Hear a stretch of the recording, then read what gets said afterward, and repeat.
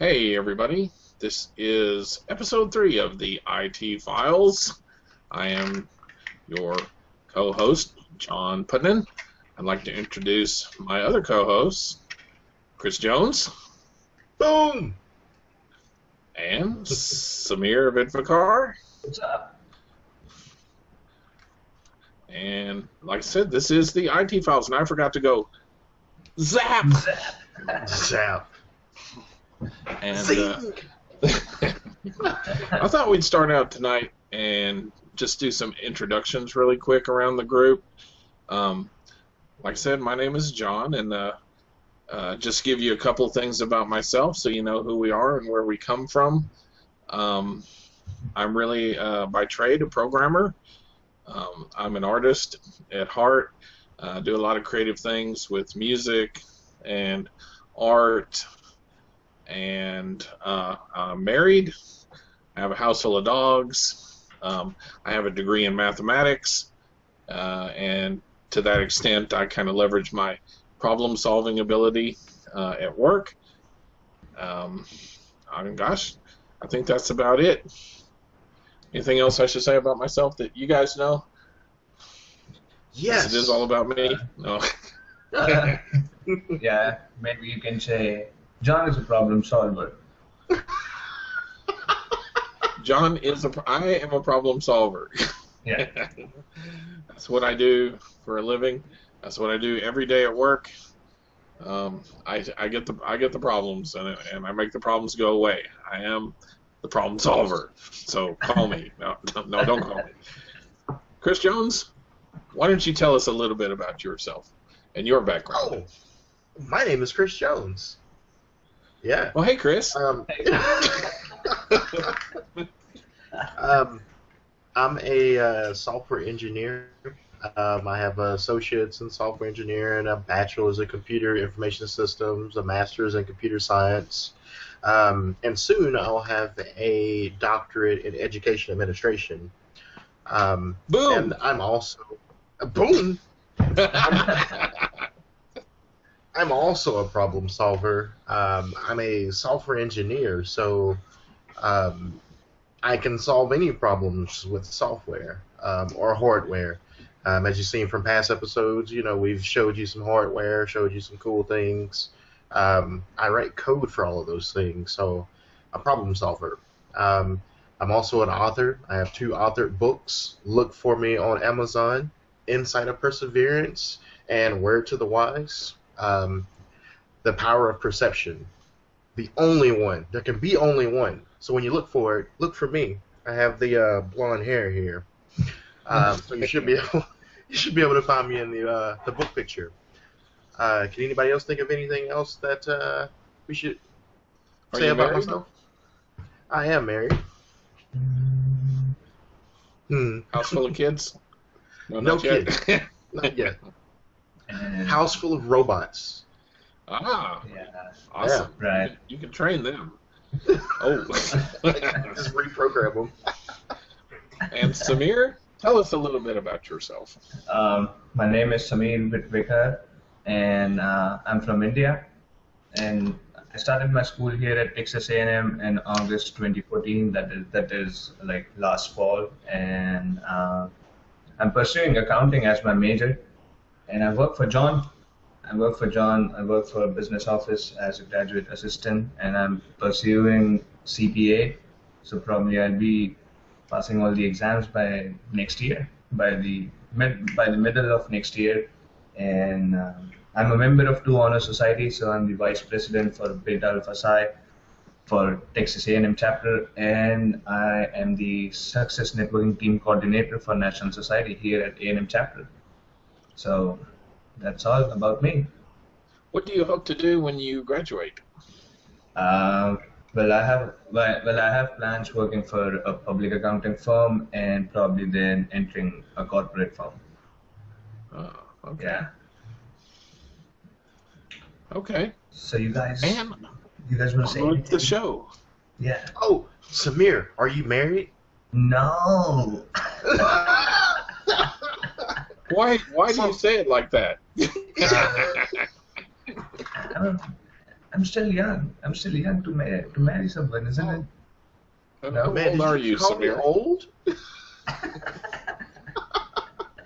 How old are you, Samir? I'm 23. How much? 23 and a half. Almost, Wow. yeah. Almost, yeah. So that means he's available, ladies. Yeah. So, One of my coworkers got an email today that basically said, um,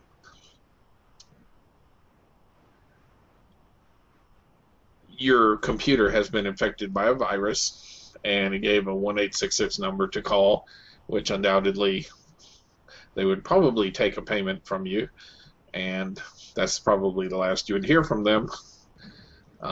Which kind of brings up the topic of, computer security, which is an area I know Chris Jones is very familiar with. I know Chris has quite a resume when it comes to working in security applications.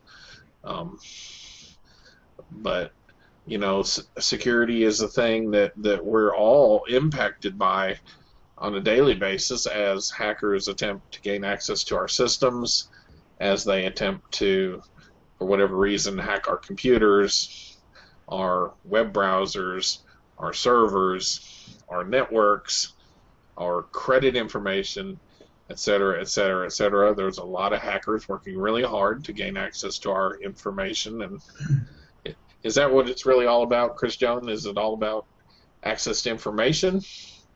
Why the hacking? It is about access to information, and I mean, this isn't to actually scare anybody, but you try so hard to keep your password safe, keep your credit card information safe, keep your bank account password safe, but in all honesty, everything's out in the open. As soon as it leaves your computer, your data is in the World Wide Web, and it's in clear text until it makes it to its final destination. So, believe it or not, if you have more than 3 or 4 accounts, at least 4 of those will be compromised, and you may not even know it. So the thing about it is to make sure that you're aware of your accounts, aware of your, banking information, aware of your credit cards, aware of your credit reports. Those things hackers keep a hold of until they're ready to use it. So a hacker may not use your credit information until 10 years down the road, and you may not even know, because they've been picking off pieces from your credit card. They look at your credit history. So if you go and buy certain things, they actually look at that history, and whenever they start stealing money, they follow that same history pattern. So the banks won't say, "Hey, there's fraudulent charges happening on your card." When you log into your computer at a friend's house or on a public internet connection, you go to Starbucks. I love coffee. I go to Starbucks. You go to Starbucks. Free Wi-Fi. You're also freely giving your information away. So it is all about information. So information is the bottom line. That's what hackers are actually looking for. But they don't just want a little piece of information. Like one person's credit information, myself, Samir's or John's. They can have all 3 of our, bank account information, but it's not going to be valid unless they have thousands and thousands of those numbers. So that's why you hear about the big banks and the big retail stores getting hacked, because they need a large amount of cards.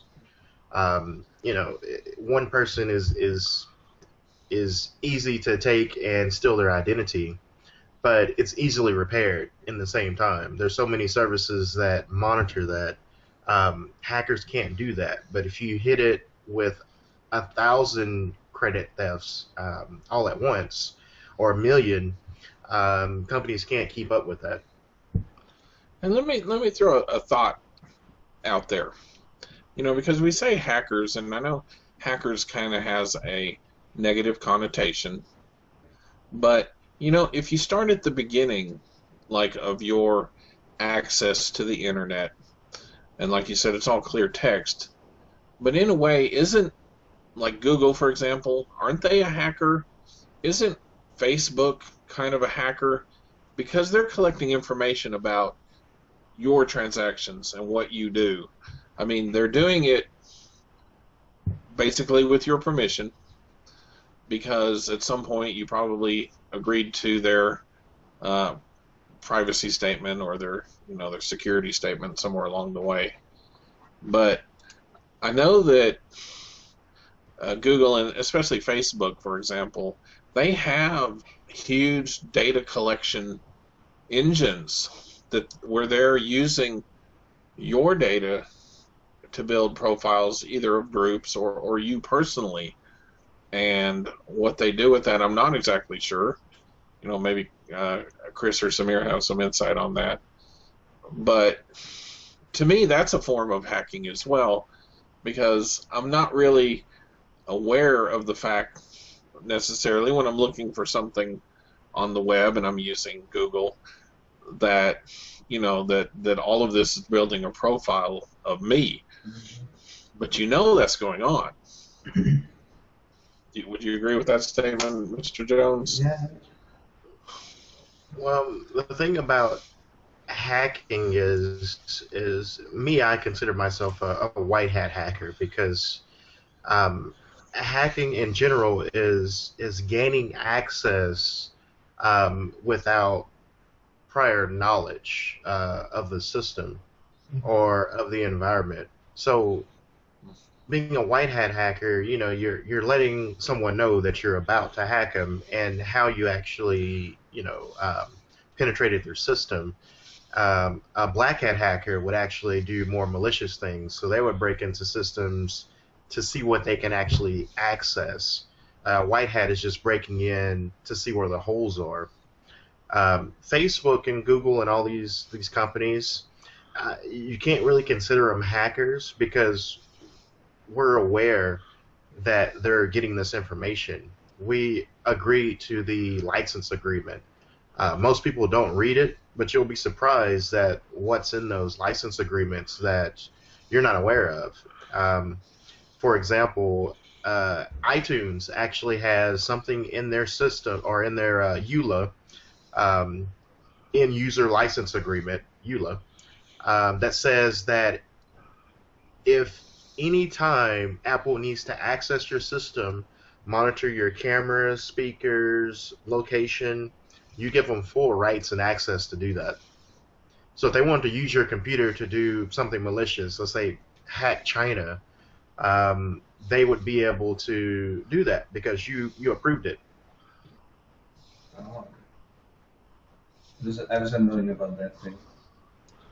Samir, did you approve of that?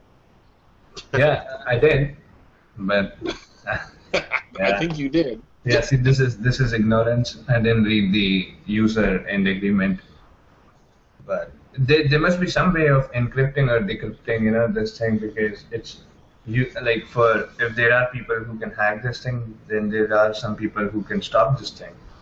You know what I mean? So if you have something that can be hacked, but you can control it. I mean, I don't know how because I'm not that technical guy, but there's a way to control it, like from your end, on the end of the user. Like he or she can think of controlling his or her own information that cannot be shared because if just not Facebook, we have online accounts for our banks, isn't it? We have our bank accounts. Even that is some sort of database information that can be collected by someone. So, Right. because if it's such a risky business, then probably people might not be using online things, but we still do. So, there must be some gateway to filter this thing. Well, The thing is, information can be your friend, or information can be your enemy. The internet makes a lot of information available at your fingertips, but it Right. also makes that information vulnerable. So, and we also have to look at Samir. You had a great point where there's always somebody that can stop the hacker, but they know the same as the hacker actually knows. So it's it's putting one superhero against its clone. It'd be very difficult to stop another hacker. Um, the only thing that you can do is stay on top of it and do monitoring. There's no way that you can actually keep a hacker out. Um, and I mean, I'm saying this, and if somebody wants to rebuttal this in the comments for this video, but there is no possible way to stop a hacker. The only thing you can do is monitor, because hackers figure out new ways to penetrate systems constantly, and that's why there's updates every day for banks, for operating systems, for your cell phones, because there's so many um, holes in the system, because programmers develop it. A human made it, so a human can actually break into it. Uh, I see. Yeah, because Mhm. Yeah, because so can you tell something about how to set a password? It's very basic thing, but I think everything starts with a password, isn't it? So what Um, should be there in it? and this is something that a lot of people, we've used username and passwords for a long time. Ever since there was computers, we had a username and a password to secure a system.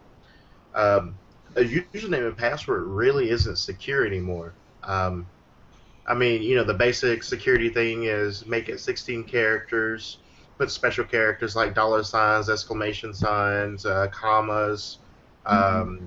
quotes. I mean, you can do a lot of things to a password to make it difficult, but they have tools called brute force tools, and these brute force tools, they're just looping programs that look at every single combination that you can imagine and eventually break that password.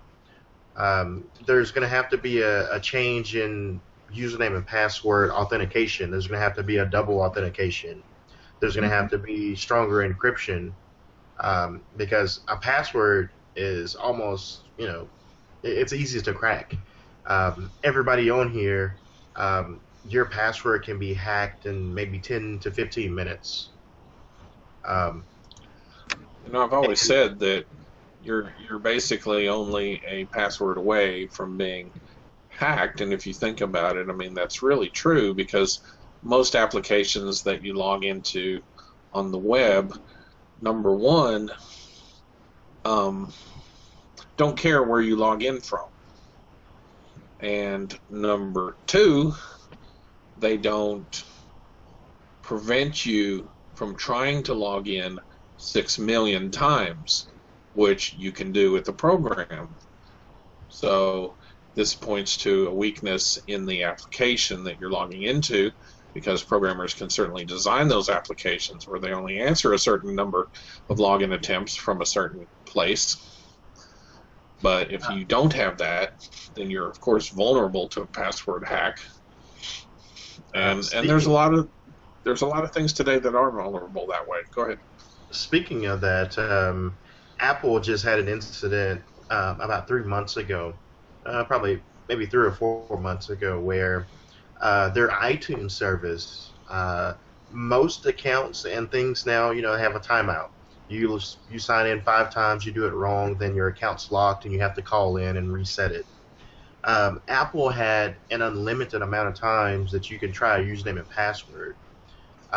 So iTunes is in the cloud, so someone actually brute forced the actor from the Hunger Games account, and once they made it in, they accessed every single actor or actress that had an account on iTunes that they could actually pull out. They accessed their information, so they pulled out tons of nude pics, phone numbers. They pulled a lot of stuff out just by brute forcing that login. So you never, So how ever, would you ever want a system that allows you to continuously put in passwords. It needs to time out at some point. You may have some insight into this, but I always wondered. So, how did the fact that they were able to log into one account lead to having all of the accounts compromised? Well, that's the thing about services being in the cloud.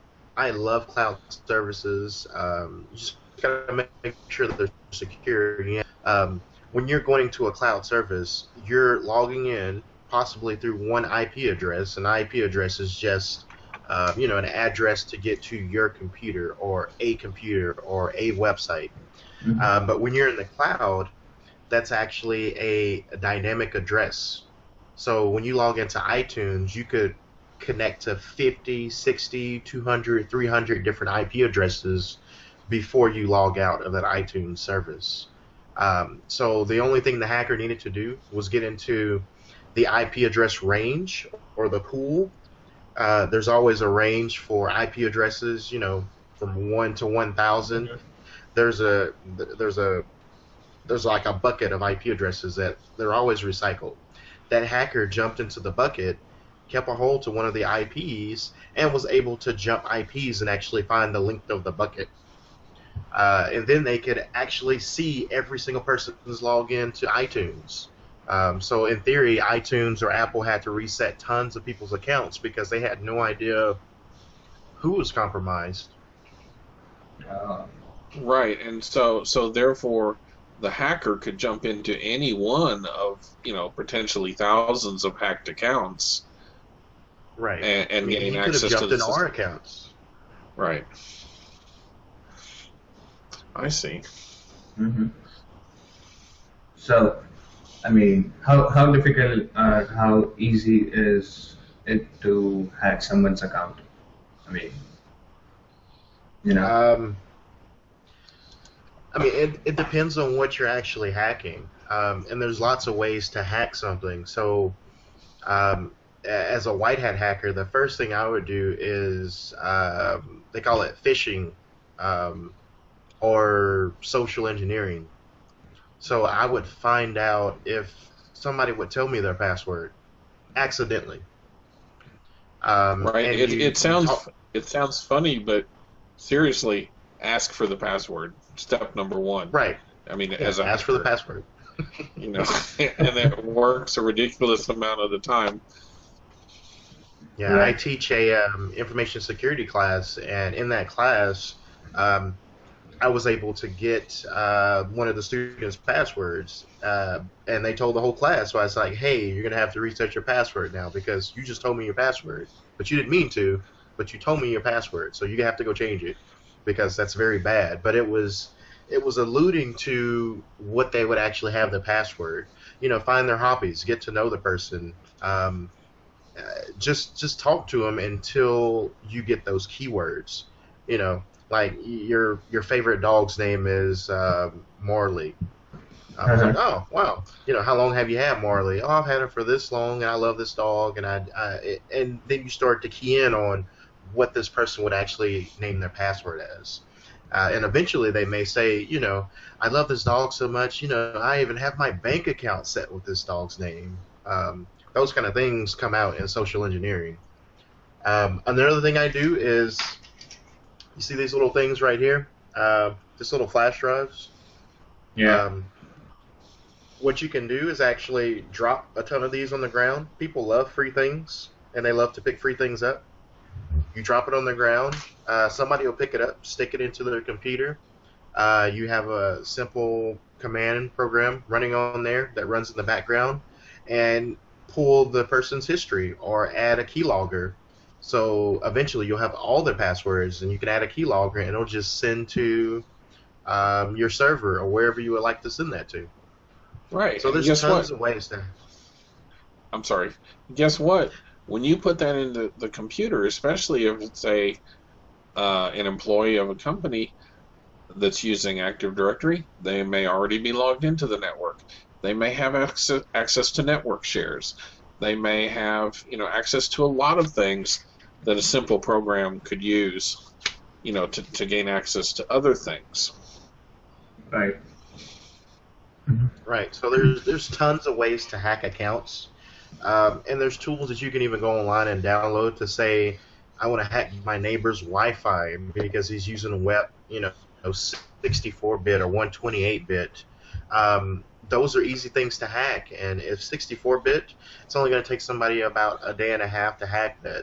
128, maybe 4 days, maybe 30 minutes. It just depends on what tool they get and how computer savvy that person is. But again, we're going to go back to just because you have a password does not mean you're safe. I change my passwords for my personal things every 2 weeks. There's a different password, and I do that just because that password's been compromised, and I know it's been compromised. If I print it out, and I print out wirelessly, I just transmitted my password wirelessly to my printer. There's tons of things that makes your account vulnerable. I constantly have credit monitoring on my accounts because credit is really serious, and you have to keep an eye on that because I know somebody has my information. You just have to stay on top of it to make sure that you can intercept whatever actually happens if something does. Right. I wanted to go back to something you said a little while ago, and that was it sounds like doomsday, but I've been to seminars, presentations from large companies where they will actually come out and tell you, fact number one, you have probably already been hacked and you just don't know it, or you do know it and you're just you've been compromised. A skillful hacker does not want you to know that your system has been compromised, because then they lose their ability to access your information. So Right. a skillful hacker is going to keep that information confidential. And maybe we should talk a little bit about, this all sounds like doomsday and all, and it is kind of a war that's going on, the hackers versus the defenders. But what you can actually do, either as an individual or as a company, to help bolster your defenses, to help prevent hacking, and I'll just throw the number one thing out there that kind of comes to my mind, and that is a security review. Because there is one thing that we can do that's pretty well foolproof, and that is I can check users that have access to systems against a list of people who actually work on site. And we can also force periodic password updates. We can force password complexity. What else, Chris Jones? I know there's a lot of other things out there. I mean, there's tons of things.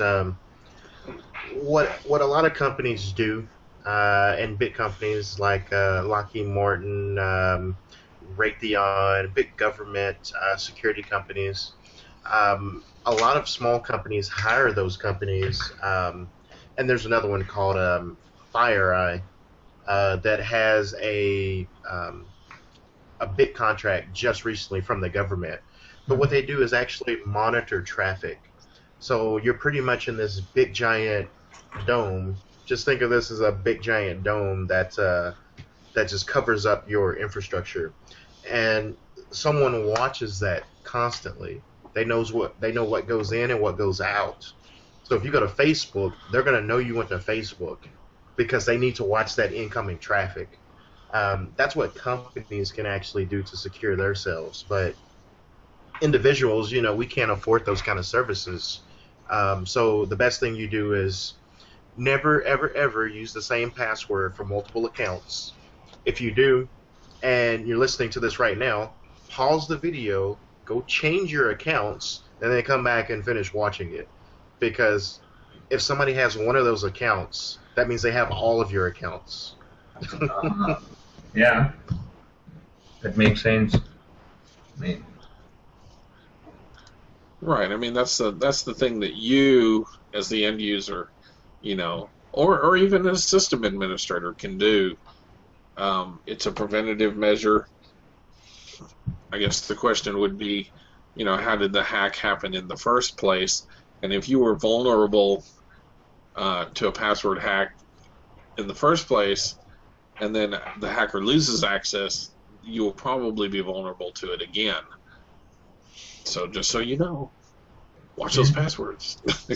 Watch your passwords. Yeah, passwords are extremely, an important aspect. But I'm not even opposed to going out and buying like a retina scanner, fingerprint scanner. They're fairly cheap now. You can get them off Amazon for about $20. And whenever you log in, there's software that you can install on the computer that not only do you have to put in a password, but it requires some kind of biometric to actually let you into the system. So it either scans your eye or a fingerprint or something. Voice recognition is not really that good. Facial recognition is not that good because most human beings have the same or similar bone structure. Yeah. So the lines connect in the same spot. So I can actually hack into people's computers with like the facial recognition just by making faces at it. Yeah. Say it's not so. Well, that's a good point. Go ahead. So I was just going to say that the iris is something that is unique to an individual as well as your fingerprint. Unless you burn your fingerprint off, and then it's just flat. It'll grow back. I just had an appointment with the eye doctor, and they were actually taking pictures of my retina. They had, not that this matters, but they were having trouble taking the pictures because I don't open my eyes wide enough. I imagine I would have the same problem with a retinal scanner. It would only see my eyelid. It's like not recognized. Come back later. But yeah. So going back to the topic where we started. So, is there anything? I have questions because I'm not so aware about this thing. So, do we have something that can actually, stop someone from saying that this is not this is not the one who has been authorized to use this account? Like something like, for an example, if my account has been logged in by, for an example, John. So something can stop John from not entering my account, that you're not the authorized user for this thing. So, we can't give you access to this thing. Or maybe I just get an SMS alert that your account has been logged in by someone else. Because this thing has happened with me while logging into Facebook account. I was asked for a verification code through my mobile because someone else was trying to enter into my account. Right. I think the first thing, and I'll let Chris, address that question, but, from my perspective, the first thing you have to realize is that all of these things that you're talking about logging into, they're all programs. They're all programs written by programmers, and they're all going to have different levels of security implemented within them. And the question is, can we make that programming better and more proof, safe from hacking? Absolutely we can. Are they all going to get improved overnight? No. But, this is why it's such a pervasive issue, though, is these applications are out there, and it's up to the individual companies to work on the code that's behind these logins, that's watching for abuses and hacks. So, your 2 cents, Chris Jones? I just want to let Samir know that Google does this check to see if you've logged in somewhere. Facebook also does this check, but again, as a hacker, what I would actually do is log into a proxy, and what a proxy is kind of a fake low. It's not really. a fake server, but it's whatever you want it to be. So I can say, you know, I know where Samir stays or I know his location. I'm going to log into a proxy to say that, you know, I am in whatever location. And then Facebook or Google wouldn't send you that alert because it would think it's you. So, I mean, you can always outsmart the programmer because a programmer actually wrote it. So it actually takes a programmer, a hacker, to actually hack something. Right, and the data that you're checking to see if it's a hacker, that information could be hacked. Is I think what you're getting at, you know, even that information may not be reliable. Yeah. So, I mean, Samir, the information security is probably one of the biggest things in the United States and probably India and China and other countries as well, because we're not, you know, we're no longer building nuclear weapons because I think as a human species, we want to live. So a lot of, you know, possible terrorists or regimes or dictators, they're not going to say, well, I'm going to blow something up because then they can't use it anymore. But what they can do is start like a cyber security war. And everything would happen online because we're all connected. And it could easily take, you know, the whole world back to the ice ages where we wouldn't have the technology or be able to speak in this video like we are today if the right virus went out. Right now, there's only one location that exists that's a DNS server. There's 5 servers, and they're domain name servers. Those servers know what Google is, they know what Yahoo is, they know what the Chinese embassy's address is, they know every single address in the world. The United States runs that DNS system. If that system is ever hacked, they could actually take down the internet. Through a lot of cyber security conferences that I went to, I met a couple of the individuals that worked on those domain name servers, and he didn't tell me what year because it was actually a security risk to tell me what year this happened in. It was in the late 90s. They tried to add a 6th server to this DNS, so it was 5, they wanted to add 6. They actually took down the internet for 3 days. Nobody knew because everything was cached. So everybody thought they were actually looking at the most recent stuff, but they were actually looking at the same stuff for 3 days. And that was huge. And nobody notices this, so that's how vulnerable, you know, the whole infrastructure is. Yeah, I think, you know, you need to realize both that you need to realize that the internet, as Chris Jones loves to say, the Internet of Things, is actually very fragile, you know, in my opinion, and that it wouldn't take a huge amount of effort probably to cause some large outages on the internet.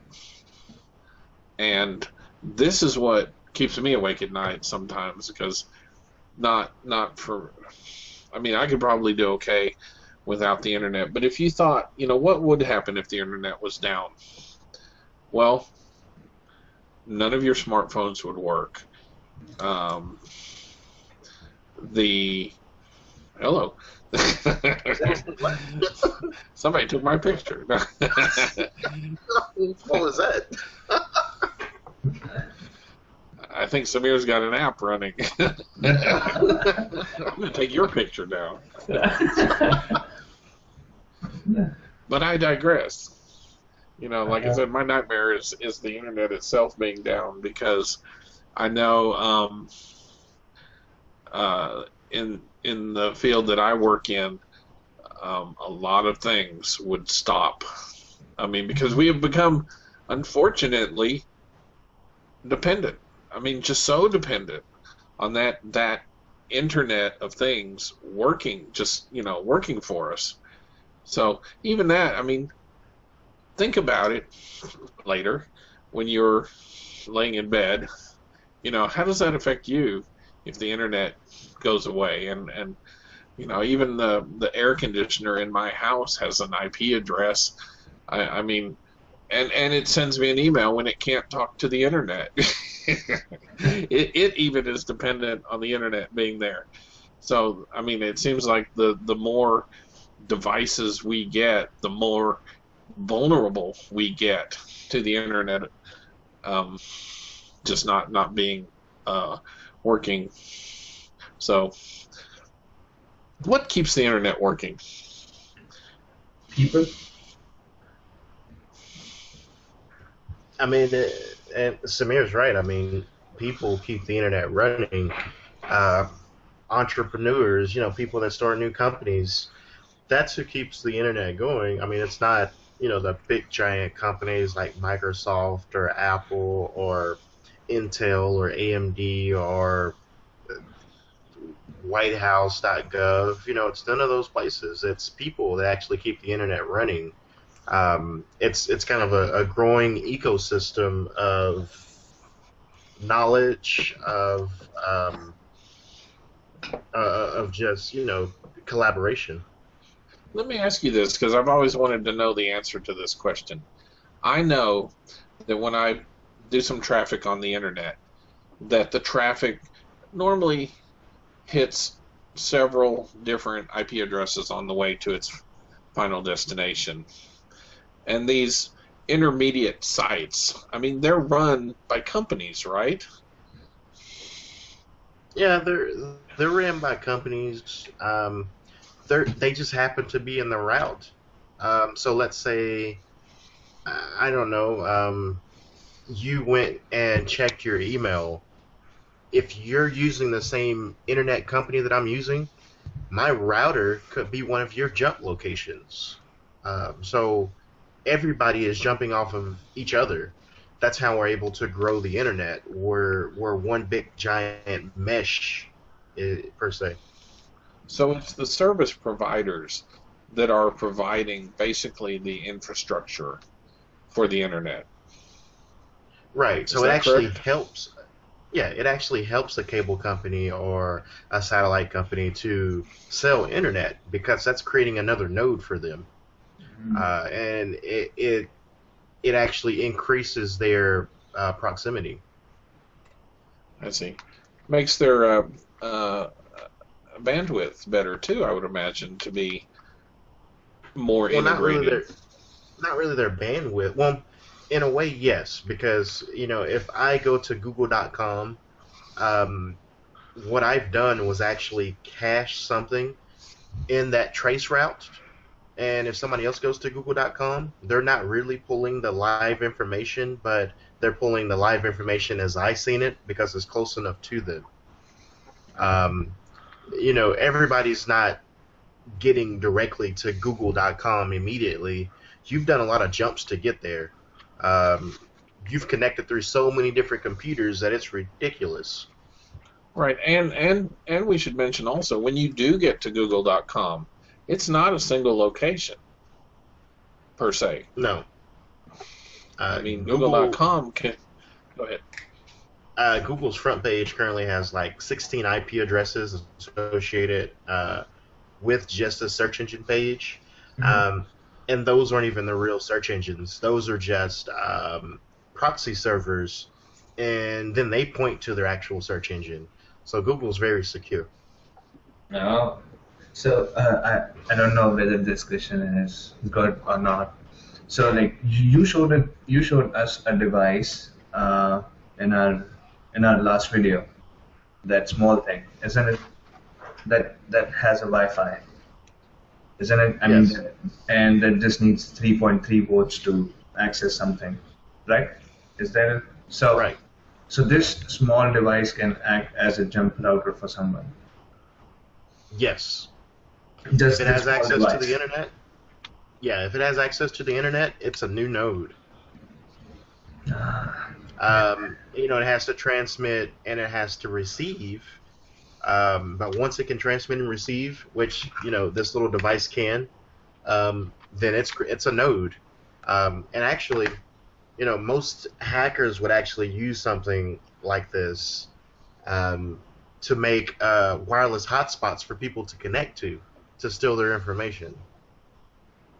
That's not what I'm using it for, but people can do that. Right, because the thing is you can set up even on your smartphone now a wireless hotspot, which means that when people want to get on the internet in random places, they might jump onto your phone to get onto the internet. Well, all it would take would be for you to run an unscrupulous application, and you could capture all of the data that went through your phone. Yeah, and speaking of phones, AT&T actually sent this to me for free. You can't really tell, it's kind of a black box, but it's what this is actually called. It has an Ethernet port on the back and a single power connection. But what this device is, it's called a microcell. This is actually what's inside of a cell tower. This little device right here. And AT&T gave me this because I was having bad reception with my phone. But what this can do is you can hook this to the network, and cell phones can actually connect to this device and use AT&T's network.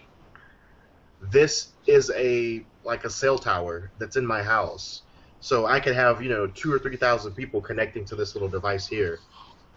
So since this connects to the internet, I could have this connect to my own server and start pulling data down while they're on their cell phone call.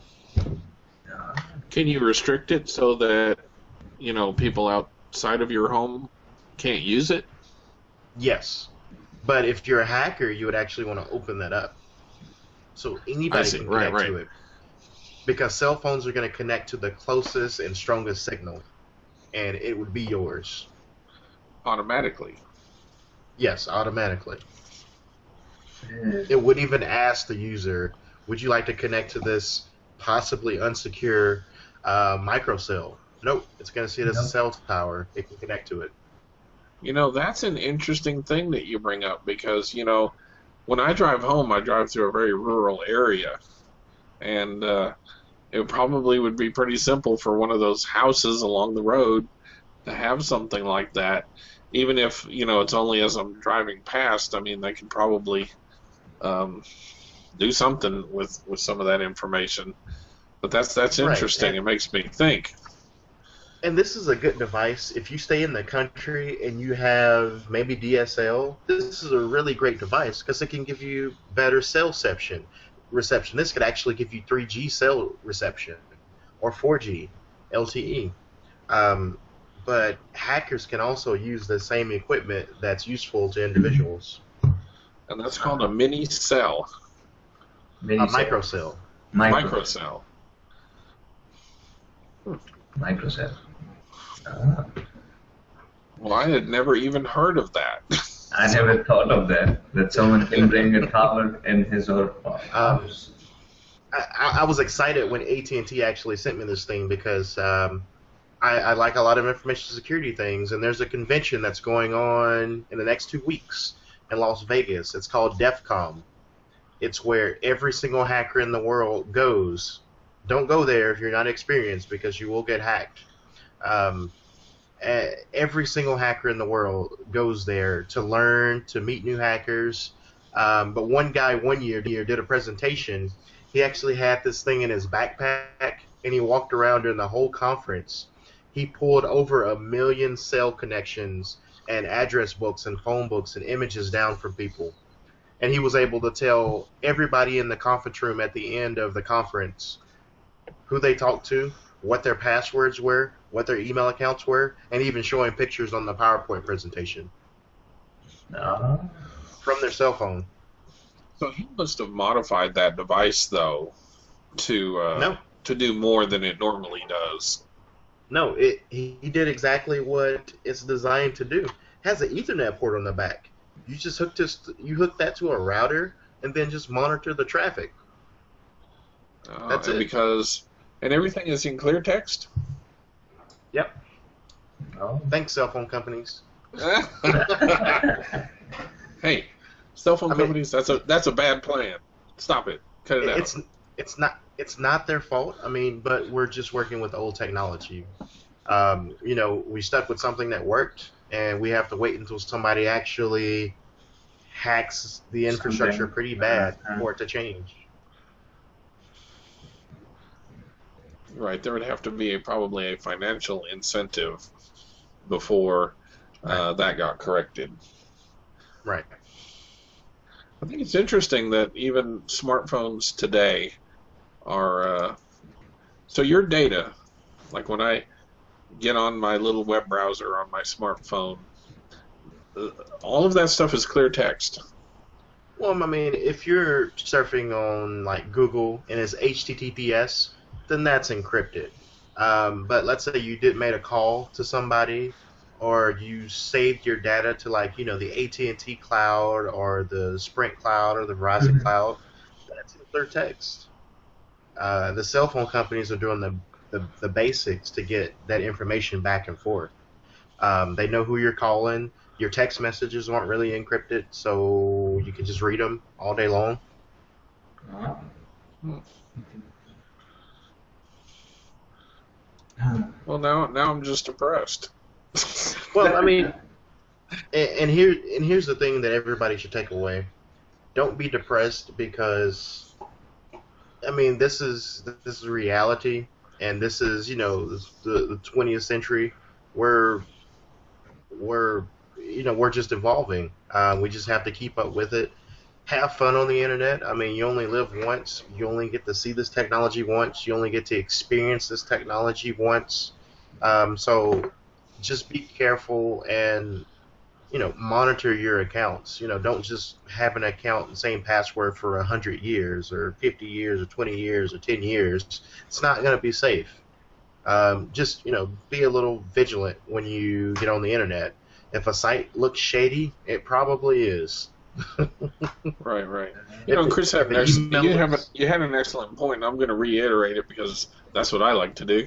mhm. Um, when you're in your web browser and you see that it's connected to a secure site, which means you have HTTPS up in the address bar, that means that you're encrypted point to point, right? Am I on target? Yeah, you're right. Yeah. Which means that your data most likely would not be compromised. Uh, Right. I mean, you can get complicated, and once it makes it to like the server or the person's computer, there's a network layer. There's 7 layers, and that's when your computer has to decrypt it to actually show you, you know, what's actually happening. So it decrypts at some point, but a hacker would actually have to make it to that level. They mhm. couldn't do a man-in-the-middle attack with HTTPS connections Okay. easily. They could, but not easily. So is that to say that HTTPS at some level has been hacked or Oh, it can be has it hacked? has been hacked. It has been hacked. It can be hacked, and it'll be hacked over and over and over again. But the HTTPS itself isn't being hacked. It's the vulnerabilities on the person's computer that's actually being hacked. I see. So, Uh, it's not really HTTPS that's causing the problem. It's, if you have a crappy password or if you already have spyware in your computer, then once your computer does its decryption on its network layer, the TCP/IP protocol, that network layer, it starts to decrypt things. And if your system is unsecure and not mhm. stable, then it doesn't matter if you're on HTTPS because you're still giving your information Uh, away. I'm going to tell you a quick little story. Several years ago, I used to work with a certain application that we at that point could actually view the passwords. So we did a little study. This was, like I said, years ago before they started making that hard to see. But uh, we actually did a study of the most commonly used passwords, and you would be so surprised, or maybe not, how many people use password as their password, or alternatively, I think at that time we were storing a 6-digit password. Who would use 1, 2, 3, 4, 5, 6? The most two commonly used passwords. So somebody who knew the user IDs, it would only take them a matter of time before they could find an account where they could use one of the, which surely they would know already, was one of the most commonly saved passwords. Mm-hmm. Now, applications today, and this is the point that I made earlier, that applications are just programs. These programs can be written and set up to not utilize these most commonly used passwords. They can come back and tell you that 123456 is not a safe password. They can prevent users from saving those passwords. It's just a program. Yeah. So we got some information here. We got much information here, and so no one can steal our video because we are on HTTPS. I mean, that's true. No one can steal this stream unless they do it from, one of our computers or cell phones. That's the only way this video could be intercepted. This is my laptop.